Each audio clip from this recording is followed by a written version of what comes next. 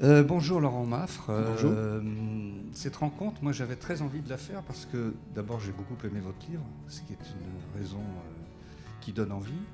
Et ensuite je trouve que vous avez réussi avec ce livre, donc Demain, Demain, paru Actes Sud, une opération, c'est une réussite assez exceptionnelle parce que sur un sujet sombre, voire grave, voire tragique, vous avez réussi sans misérabilisme et sans, je dirais, les raccourcis bien pensants, à faire vivre des gens dont on ignorait l'existence, on va expliquer pourquoi après, et surtout d'en faire des vrais personnages de bande dessinée. C'est-à-dire que d'un dossier, entre guillemets, sociologique, vous arrivez à faire une bande dessinée qu'on lit page à page sans s'arrêter, parce qu'il y a, je ne vais pas dire un suspense, mais pratiquement si, puisqu'il y a un objectif des personnages principaux. Alors, ma première question, j'ai envie de vous demander qu'est-ce que ça pouvait bien être, cet endroit, si on se transporte en 61, 62, ça ressemble à quoi? Comment on y va? Comment on y accède? C'est quoi le bidonville de Nanterre? Donc à Nanterre, il y avait plusieurs bidonvilles dans les années 50 et 60. Une partie a été rasée dans les années 70. Ce qu'il faut arriver à imaginer, en fait, c'est ce qu'était la banlieue parisienne à cette période-là, c'est-à-dire de vastes terrains vagues, encore des villages qui étaient, ou des villes qui se trouvaient sur un réseau viaire qui était peu développé. Donc c'était des conditions de vie très dures et c'était un espace qui était...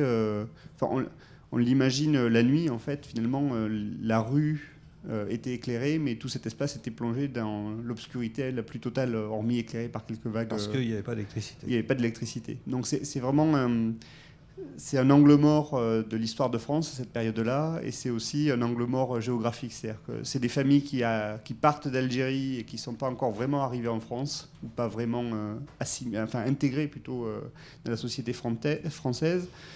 Et c'est une sorte d'entre-deux, voilà, une sorte de sas entre le pays rêvé et le pays quitté. Moi, ce que je voulais là sur ce livre-là, c'était de travailler sur une période de l'histoire de France qui puisse avoir une résonance avec des problématiques actuelles. Le premier livre que j'avais fait était une adaptation des enquêtes d'Albert Londres sur le bagne.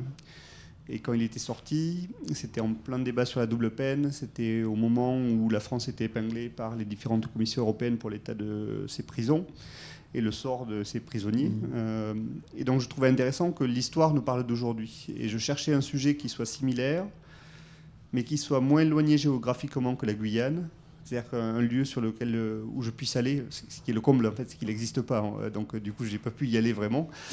Et comment vous arrivez sur le bidonville de Nanterre? Il y a une personne, il faut en parler tout de suite, parce que on sait qui a été décisive dans le projet. C'est une femme qui a été, je ne sais pas si on appelait ça comme ça à l'époque, mais travailleuse sociale sur le site et qui y est restée 12 ans, je crois, qui s'appelle Monique Hervaux. Alors Monique Hervaux, dites-moi un peu qui c'est et qu'est-ce qu'elle y a fait à Nanterre. Monique Hervaux, donc déjà, elle n'est pas travailleuse sociale dans la mesure où elle n'est pas dépendante des autorités.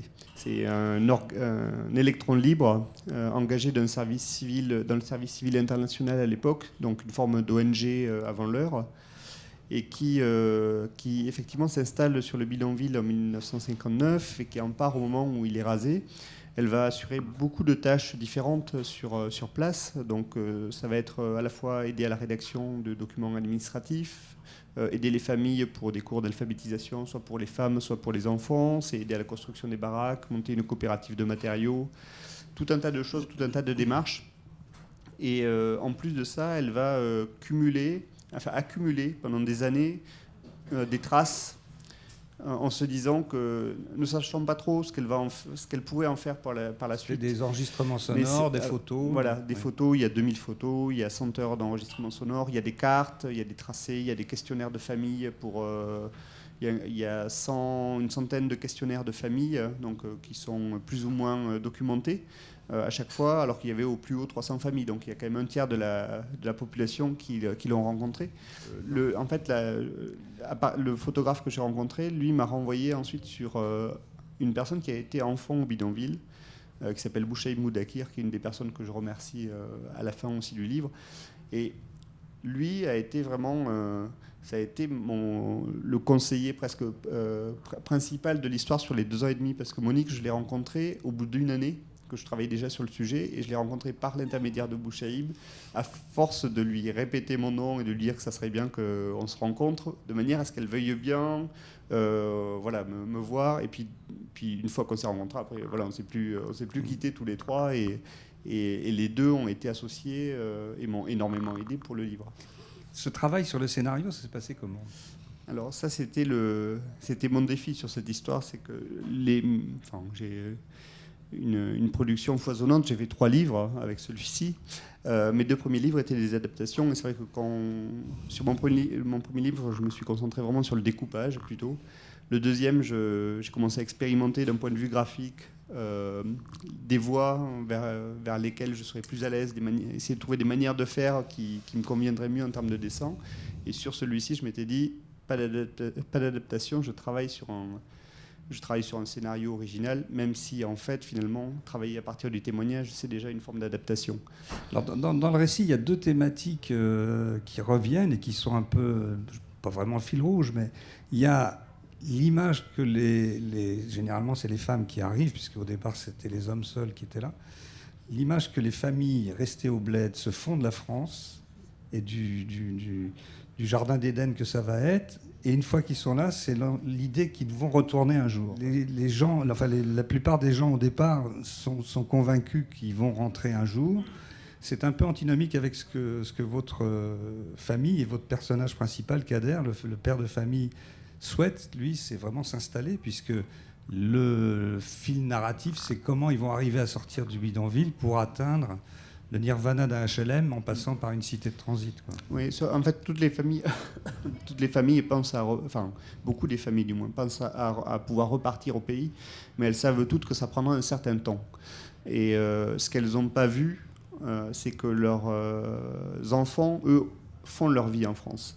Et c'est ce qui va rendre leur retour beaucoup plus compliqué, mais certaines familles sont reparties, des fois des frères et des sœurs sont d'un côté et de l'autre de la Méditerranée.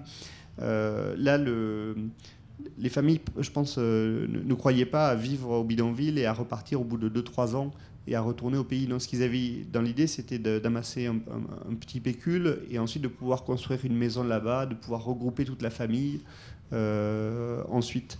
Et finalement, une forme de petit drame pour ce drame pour les personnes de cette génération-là, c'est que ce retour est devenu presque impossible, parce que soit elles sont reparties dans un premier temps, mais leurs enfants étant restés en France, ils se sont dit mais on ne peut pas rester coupés comme ça de notre famille, et elles font 6 mois, soit d'autres sont complètement restés en France. Voilà, il y a eu après plein de trajectoires très différentes par rapport à ça.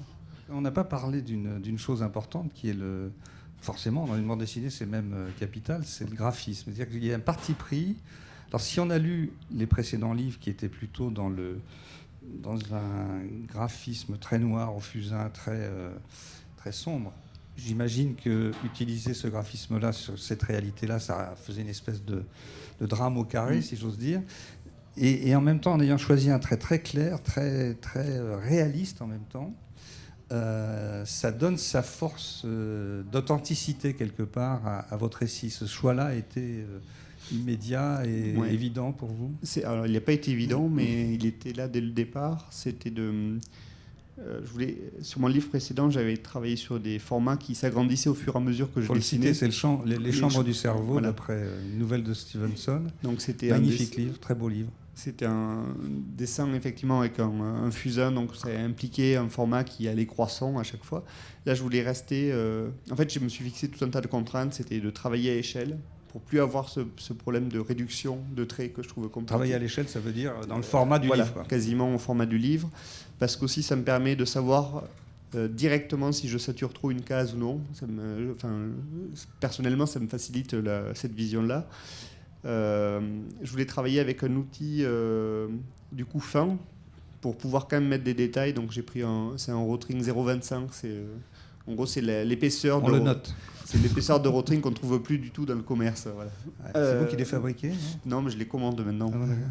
J'espère qu'ils vont les faire encore quelques temps. J'ai travaillé sur du calque. Et donc Rotring sur calque avec la valeur de gris qui est du crayon parce que j'aime bien la matière que ça crée aussi, du crayon papier.